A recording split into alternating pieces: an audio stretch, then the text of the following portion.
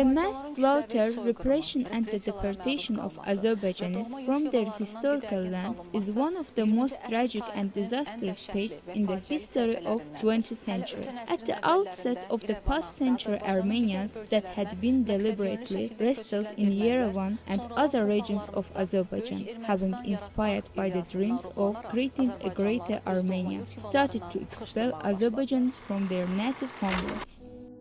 Already in 1905-1907, Armenians started to carry out openly their wide-scale evil actions against Azerbaijanis. Their barbarism that took a start from Baku encompassed Azerbaijan, Yerevan and other villages within the region of the present-day Armenia, inhabited by our compatriots. Hundreds of settlements were destroyed and razed to the ground. Thousands of Azerbaijanis were brutally killed. The genocide of Azerbaijanis was pursued with the particular cruelty in Baku, Şamaxı, Quba, Qarabağ, Zəngəzur, Naxçıvan, Lənkəran, and other regions of Azerbaijan. The people were slaughtered in mass, villages were burnt down, and national cultural monuments were destroyed in these regions. Certain period later, as a consequence of the October Revolution erupted in 1917 in Russia, the Bolshevik party, led by Stepan Shamyan, seized the power in Baku. Stepan Shamyan, Armenian by origin, with the support of Great Britain, ensured the cooperation between the Bolsheviks and Armenian nationalists against Azerbaijanis. The genocide perpetrated at the end of March 1918 was the logical outcome of the long-lasting policy planned not only against Azerbaijanis, but also against the all Muslim people of this region. In the decree issued by Lenin, Stepan Shamyan was appointed as a commissar of the Armenian provinces in Turkey. Very serious and terrifying plans were evaluated for the establishment of a government. The main target was the ethnic cleansing and the realization of the great Armenian ideology, which was the outgrowth of ill Armenian imagination. Armenian nationalist aggressors didn't succeed in their intention to establish the homeland within the territory of current Turkey. In this case, all Armenian nationalists moved to the South Caucasus, and then all attention was concentrated on the implementation of mass slaughters, ethnic cleansing in Yerevan province, as well as in other regions of Azerbaijan, and the realization of the idea on creation of the Great Armenia. The arrival of 48 servicemen under the leadership of Talashinsky on board Evelina, accompanying the Khedive of Muhammad, son of Zeynalabdin Tagiev, became the pretext for the collusion. Armenians started rumors that those officers were given orders to destroy Malakam villages. Under this pretext, Shamyan ordered to disarm all officers on board. As a protest, the local people took to the streets. Thus, the genocide began against the civilian population. Early in the morning of 31st March 1918, Armenian Bolshevik forces attacked Mammadli, Kerpichkhana, and other neighborhood quarters inhabited by Azerbaijanis. These quarters were bombed by airplanes and warships. Armenians persuaded Russians that as if Azerbaijanis slaughtered Russians in the old city, the fire was halted after it had turned to be the lie. However, it was too late. There had been countless of victims. The Armenian nationalists pitied nobody and instantly killed all Turks they met. "We do not know any Bolsheviks. It is enough to be a Muslim," said Dashnaks. They destroyed houses, burnt people, and killed pregnant women with unhuman tortures. Even during the assault to the old city, launched by gangs which were acting under revolutionary defense banner created by Mikoyan, Armenians set on fire and burnt all Azerbaijani schools, libraries, cultural institutions. During that attack, they burnt one of the most beautiful architectural monuments of Baku, Ismailia, and destroyed Açıksöz, Kaspi, Baku newspaper buildings, and shelled the minarets of Tezepir Mosque. Armenians couldn't dominate in none of gubernia units existing in the South Caucasus.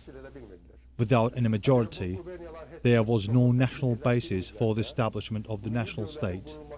However, what was supposed to be done in order to create such a basis? The answer was to murder the local people and increase the number of Armenians in this region. During the massacre of March 1918, the Bolshevik government that gained a victory in Russia sheltered the Armenian Bolshevik Dashnak forces. The Soviet government was hoping, by using Armenians, to hold onto power and establish the Soviet rules in this region. Hökumətin quracağına, Sovet hakimiyyəti quracağına və bu bölgəni əlində saxlayacağına ümid edirik. The first shots were fired in Baku on March 30th. Armenians armed from head to toe rushed into and looted Azerbaijani houses. They murdered children, elderly and even women with particular torturing. Women were slaughtered with even more shocking brutality. Hence, the corpses of 37 Azerbaijani women were revealed with their body parts torn apart. Neriman Nerimanov, in his memories about the genocide committed by Armenians, said Muslims underwent all sorts of crimes. Not only men, but also pregnant women couldn't escape from Dashnaks. The armed conflict continued from 30 March until 2nd April in Baku and was engraved in history as March 1918 genocide. Following the collapse of Tsar Russia and the triumph of Bolshevik Revolution, it became obvious for Bolshevik Dashnak forces, without the genocide against rapidly developing national forces, it would be impossible to realize their secret plan in Azerbaijan. It would be worth to note that, without the resistance of armed volunteers and national military regiments, national massacres would be much more catastrophic. According to various sources, estimated number of victims was beyond 10,000 people.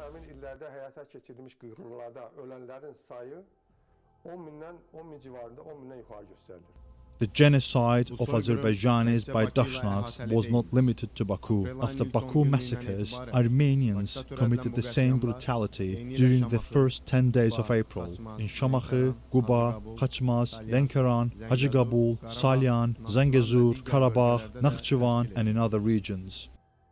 Large-scale bloody slaughters took place in Şamaxı too. Azerbaijani settlements were destroyed in this city.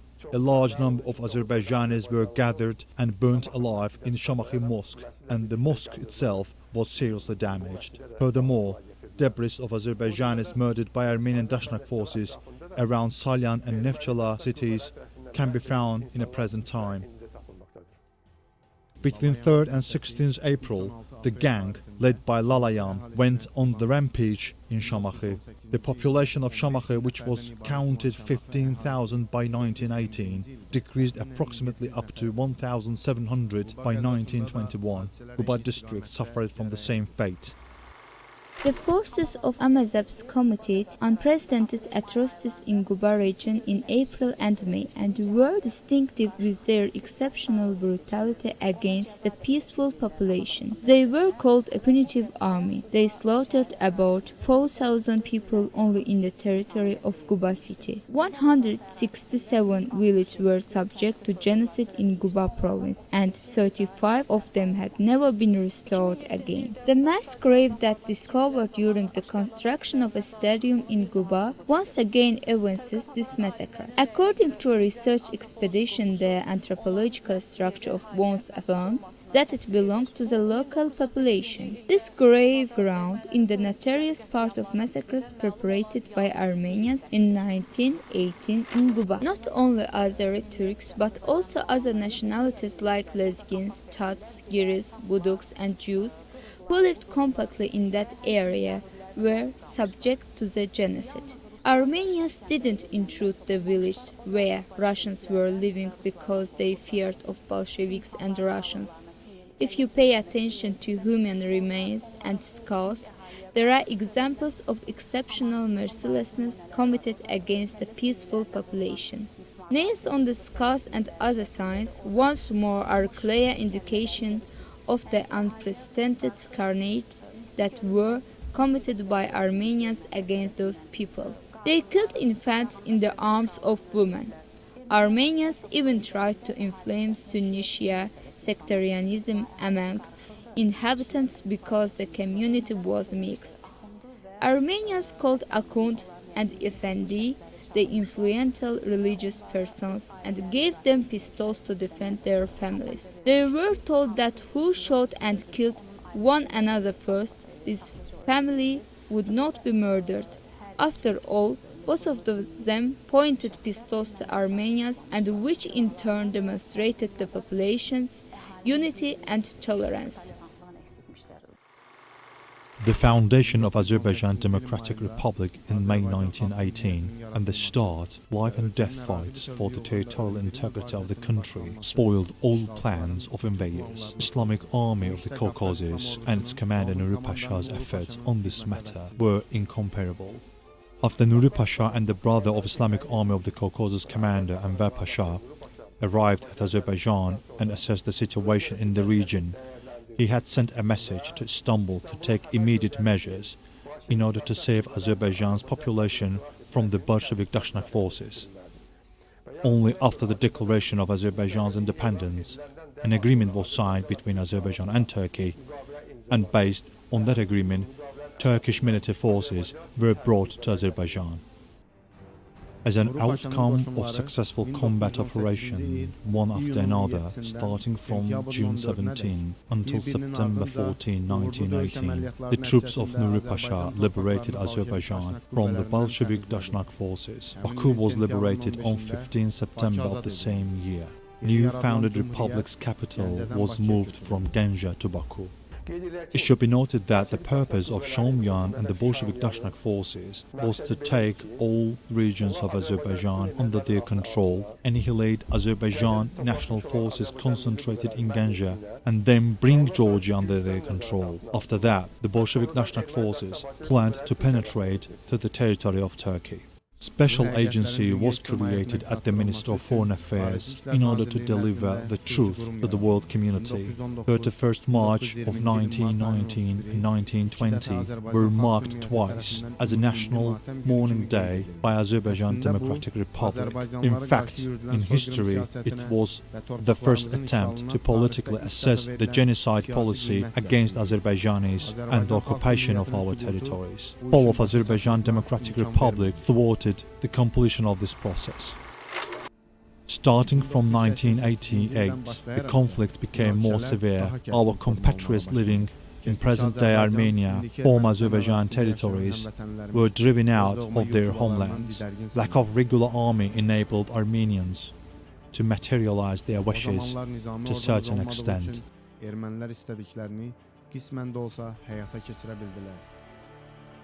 Our republic achieved its independence in 1991, which became a turning point in the field of army building, along with other areas, and fostered to form our regular army.